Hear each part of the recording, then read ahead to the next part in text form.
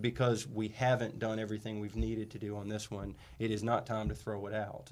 There was a lot of good work, a lot of great community input. We need to continue the implementation cycle. So are you in favor in your administration of redoing our future land use map and changing it from the current one, which mirrors our zoning map, and changing that map? Yes. And ultimately possibly changing the actual zoning map?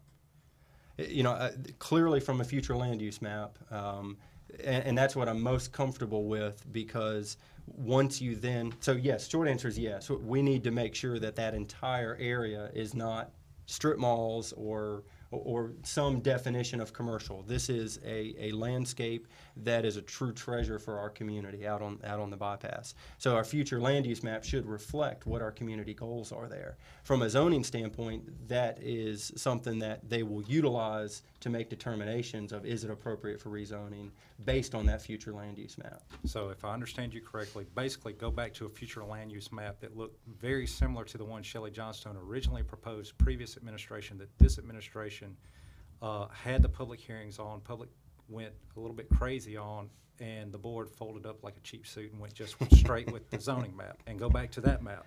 I don't know if it's exactly Shelley Johnston's. But basically something very similar. There has to be planning in that area, or we're not going to like the results that we get. Now, our board has chosen to control that growth through the resources that are required for development, water, et cetera. That's how we've chosen to control the growth. We've kind of come at it in a different direction. We could have gone with the future land use map. We've chosen to say, hey, you can't develop out there because you can't get water or anything else, sewer. But yes, short answer, we need to have a future land use map. Does it look exactly like Shelley's?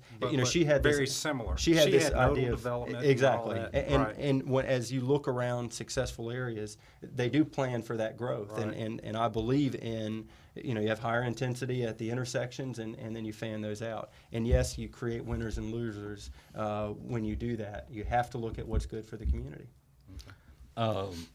Quick question.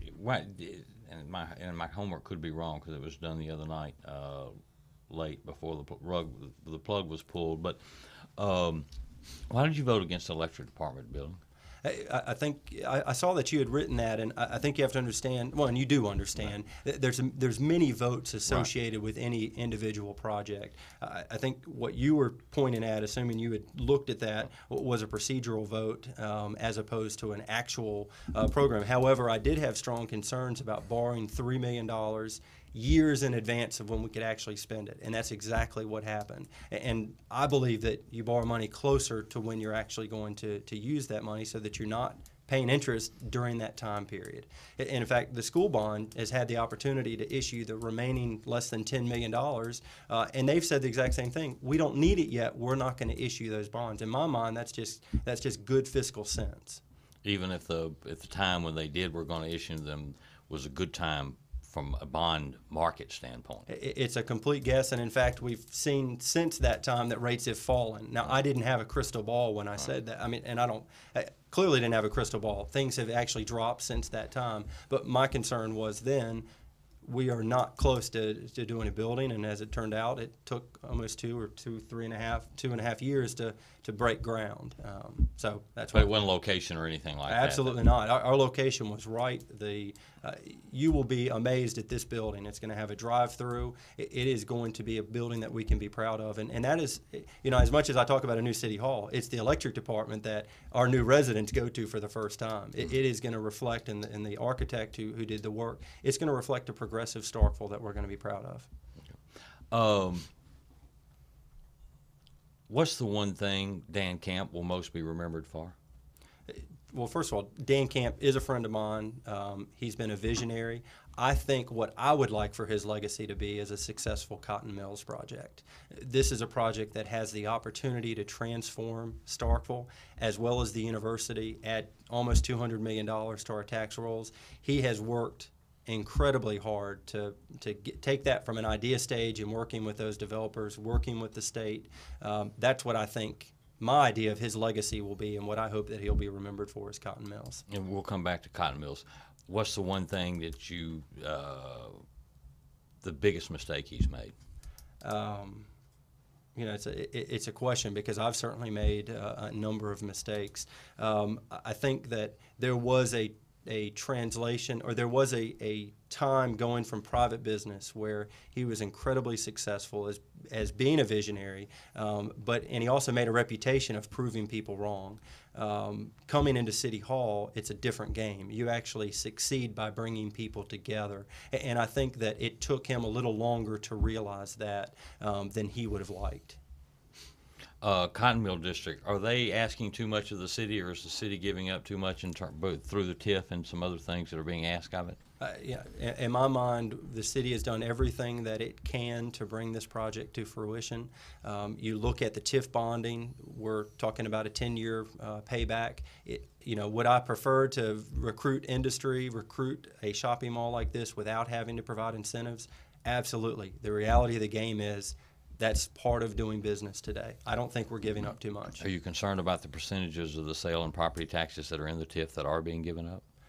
I'm personally not. Would I preferred it to be, better to get this project? And keep in mind, it is one of the top 10 projects in the nation.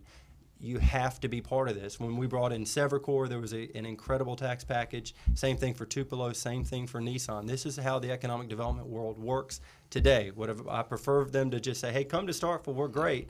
It's just part of the environment. If they come back and ask for more, are you willing to give more? I don't think there is more for the city to give at this point. Our TIF bond is 95%. And I was thinking about that 5% that is left on both short sides. answer is no. Actually, just for point of clarification, we've given up 100% of our municipal sales tax rebate through that new MDA program That's that exactly we just right. authorized. So it ain't no more sales tax. To Right. Well, there is a little property tax, I think, still left. It might There's be. a little ad valorem. Not much, but there is. In good faith, we've done everything we possibly can. This is a huge investment that we need to happen to move this community forward. It is. There's nothing like it in our term, in the last term, and probably in future terms. This is a signature thing for our community. Do you think that the public understands that y'all aren't going to be getting any sales tax revenue for 10 years?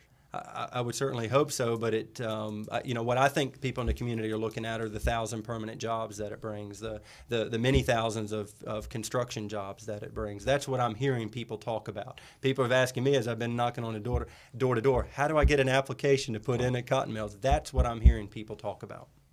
Okay.